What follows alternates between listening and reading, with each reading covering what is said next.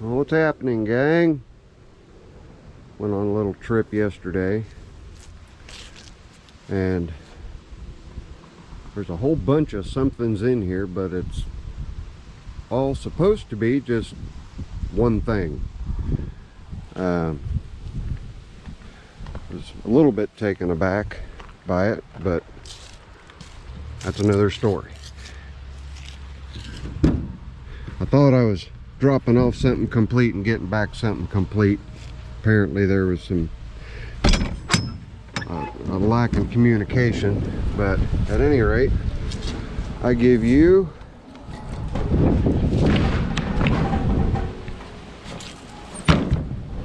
pieces, a lot of pieces, a whole lot of pieces of my King Midget. Yeah, got to put it back together, but before I put it back together, I've got to wire it. So let me go around the other side and open up the other door, and it does give me a perfect opportunity to show you guys everything that was done to it, with the body being off though. And also I'm going to be doing the body work on it, and it's a lot easier to get all the body work done in pieces than with everything together. Get in there. Stay. And here we go. These are actual Mini Cooper wheels. Mini lights, they're called. They're 10-inch by 5-inch. They're 5 inches wide and 10 inches in diameter.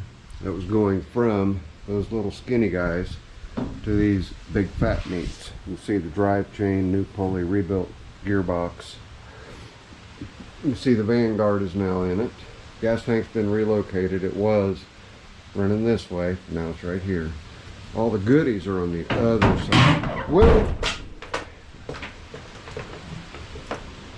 Ow. I just got smacked by a door. It wasn't very nice of you. Okay. But yeah, and here's all the pieces. It does have, it's got a new back bumper. I don't know who put this piece on here, but it scratched the paint on it. That's okay, I'm not worried about it. But new back bumper. There is a new front bumper down on the ground up there. But perfect way to show you everything that was done. So let's walk in the other side of it. I wanted this door open so that you guys could see a little better. I don't know what I can do or what I can use to make sure that door stays open, but well, let's just see how the light is. We'll just go ahead and climb in. Okay. The breakdown of communication was the electrics, all the wiring was supposed to be done, brought up to 12 volt. All the bulbs were supposed to be done to 12 volt from 6 volt. Just everything was supposed to be done. I dropped off a complete car. I was supposed to get a complete car back. There was a couple of phone calls in the interim while he had it. He said it'd be easier for me to wire it with the body off, so I thought, okay, well, that'll be less money. That didn't happen, and I've not talked to him about it yet. Well, I will talk to him, but anyway, we have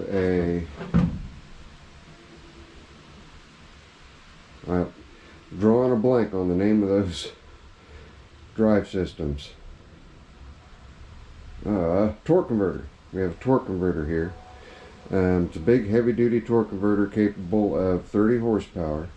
The engine does have a hot cam in it.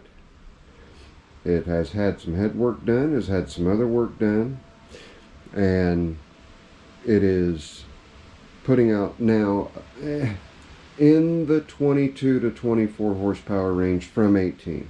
Nothing drastic or dramatic, just enough horsepower. The entire back cradle, I'm going to move this piece here. out of the way. See it scratched the new paint, but that's a real thin coat of paint there. You had to totally rebuild the back of the car. I mean, completely. Everything that the engine is sitting on, the engine cradle, that is all new steel. It now has drum brakes on the back and disc brakes on the front, and they're juice brakes where it used to be cable brakes. Okay, and here's the parking cable right here. Parking cable's installed so that it stays in position. I do have to go through and all the wiring should be fine. I just need to change the bulbs and get the wiring to play nice with everything else. And with the body being off, it's going to be a whole lot easier on me to get everything situated the way I want it situated. Then we can put the I just noticed something. Paul, you lopped off a bunch of wires. Dadgummit. Alright, I'll back off that. It's not going to be straightforward. I am going to have to do jump through some hoops to get the wiring done. But anyway, yep, everything's just kind of laying around here. It made the trip just fine. The steering, you can see the wheels turning. That is now a Mustang 2 rack and pinion. You can see that rack and pinion right there. Okay, new spindles, new springs and shock absorbers. Okay, there's the new bolts there, new bolts over there. All four of the hubs were handmade on mills and lathes and whatnot.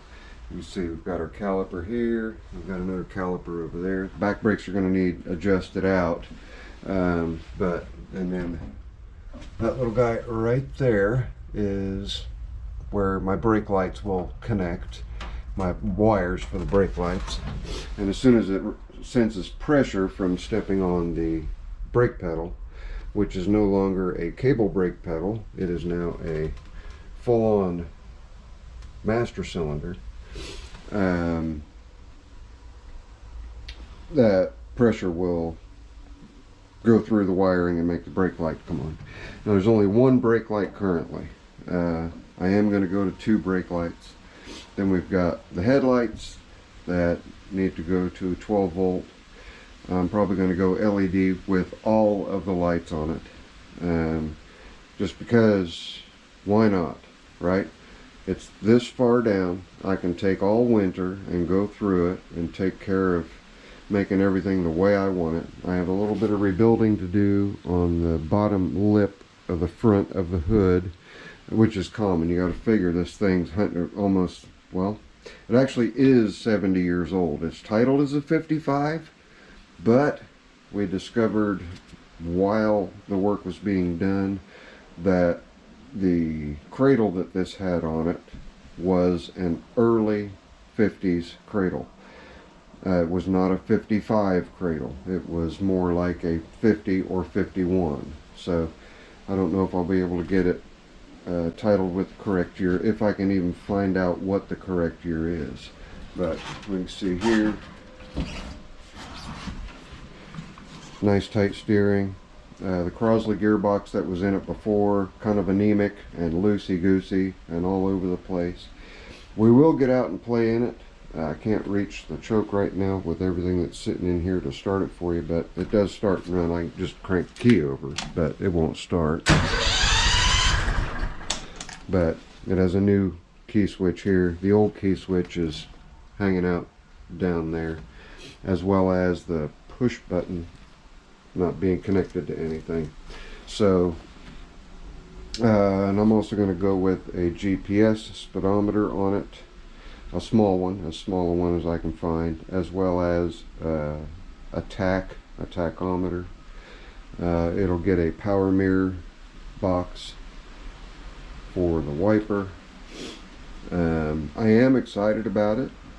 I did not like spending all the money that I spent but when do we ever like spending all the money that we spent, right? But it's here. It'll be time to start wiring it and wrenching on it, and I will most definitely be giving you guys updates as time progresses and as time allows.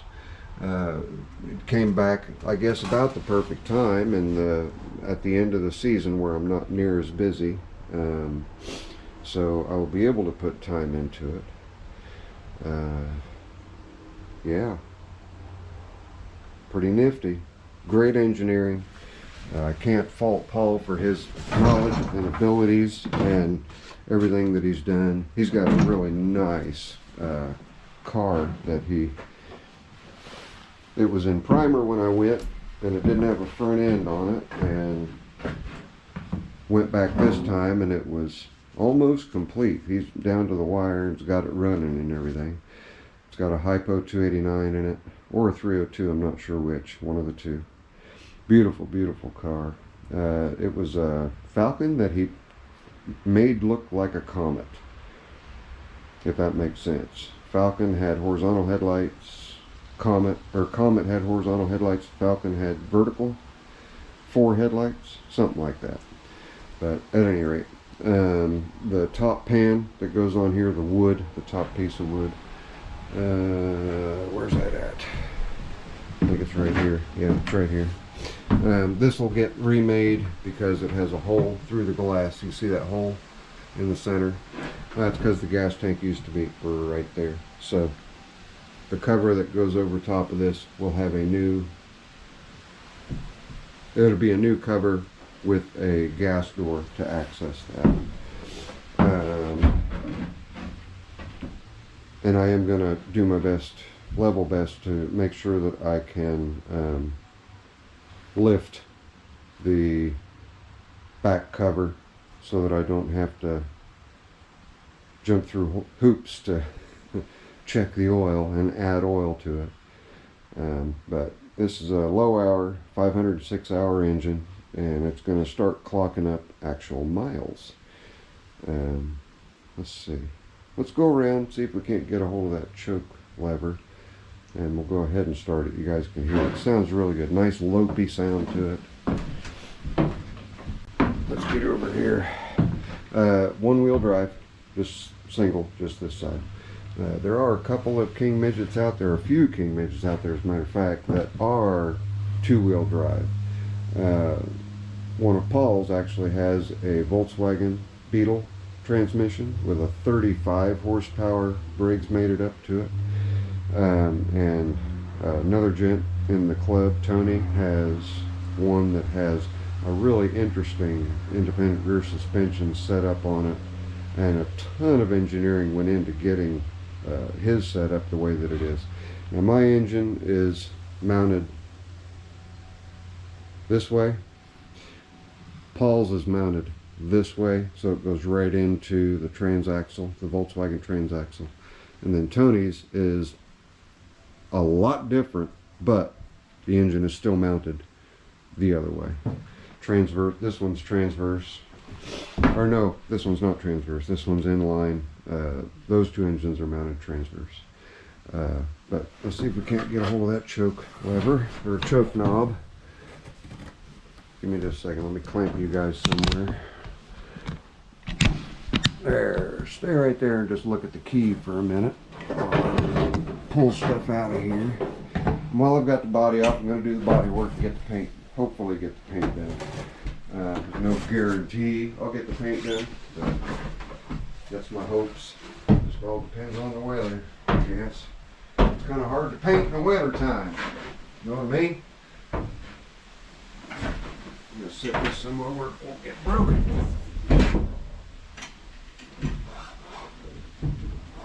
Stay. There we go. And we can move this board up out of there, get it out of the way. We'll set it right here. There's my trunk lid. Okay, and the seats are going to get redone. It's not going to look like the same car, the same red car that that it was, or is. It's going to be different color. The rear fenders are also going to get remade. Those fenders might work okay with these tires, but I want them to match the front fenders. So anyway, my choke lever is down here, right above the shifter, right there. So I'll pull that out. We'll crank her over. Should fire right up.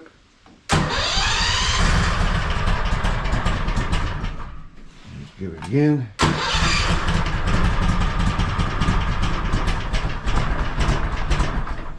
A little more choke. Need to adjust the idle a little bit. Come on. Need to put a stronger return spring on there too.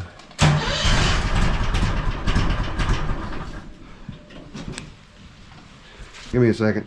I got to two-hand this too. I want to get my hand over here on the gas pedal. Okay.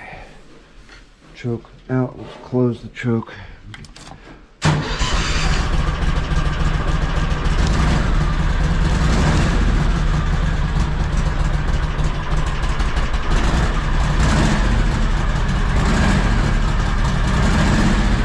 Show you how that torque converter works.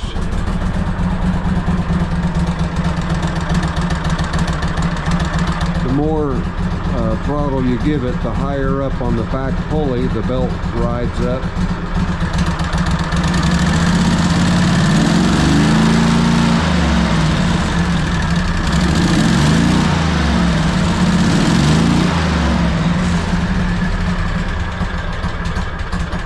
Doesn't sound like a stock Vanguard, does it?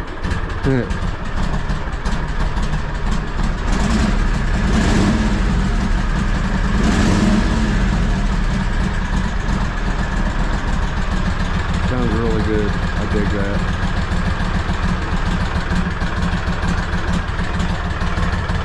I like it, I like it, I like it.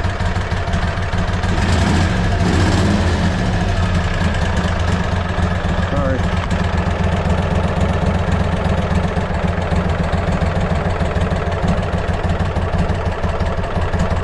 RPMs have to be good and low so that the torque converter will stop spinning so you can get it in and out of gear. Let's see if we can stop this. There we go.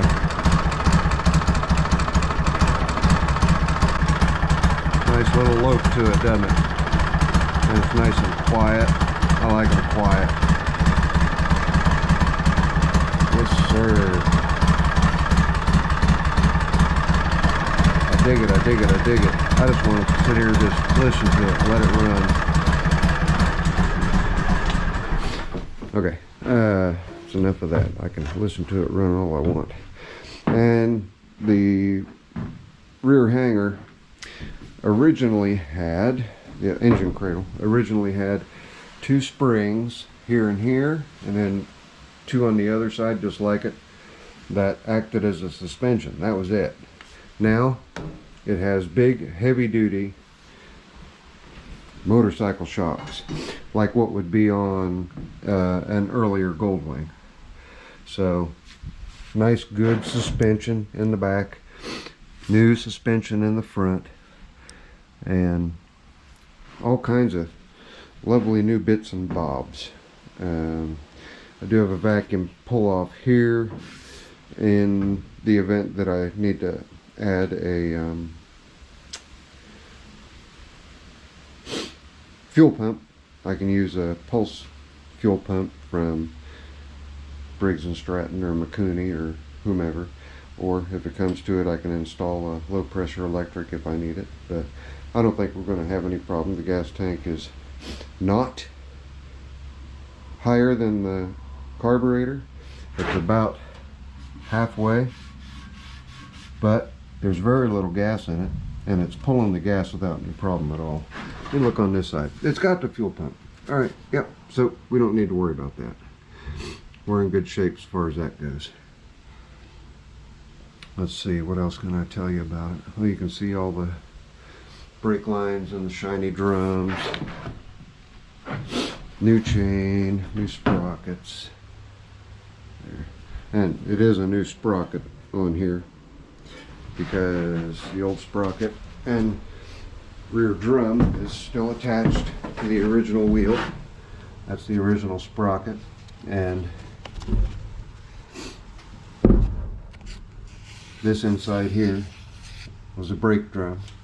And on one of these others, whichever one's, it's this one, there's another ring just like that where the other brake drum is, that had the cable actuated brakes. And we look here, yes, I kept the old Wisconsin. Good running engine, great running engine. It's going to go in and sit right next to the Kohler 12 horse that was in Mama Sue's car before she had it swapped over. So there we have it. What do you think? This is the old drive system. These two pulleys right here.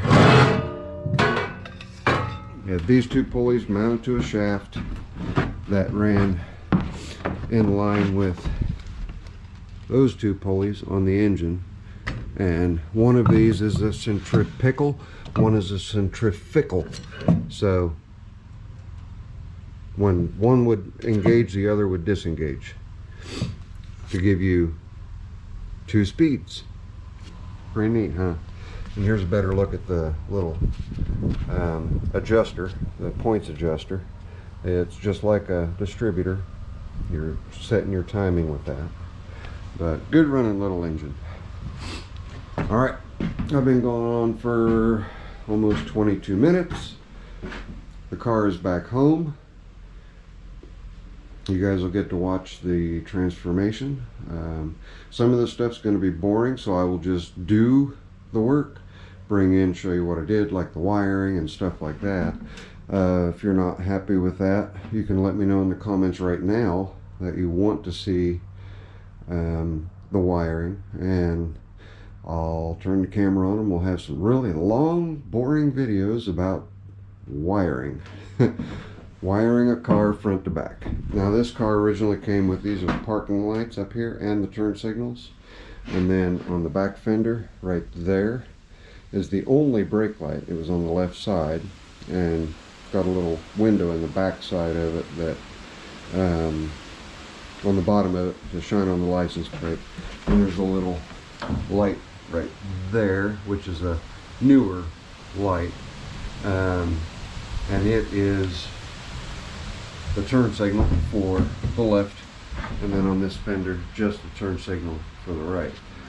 We'll be going to LEDs, like I said, probably just LED bulbs in those two, to leave those two on there, and then we'll be adding a light over here for a brake light. I do have the convertible top for this. Doesn't have any vinyl on it, but I have the top. You guys may remember it or may have seen it. We can go in the shop right now and I can show that to you. And I just want to grab that. That's what I had on the Wisconsin. We put that back in the muffler cabinet. And yes, it's cold out, so I'm wearing my winter garb and I've got the wood stove going.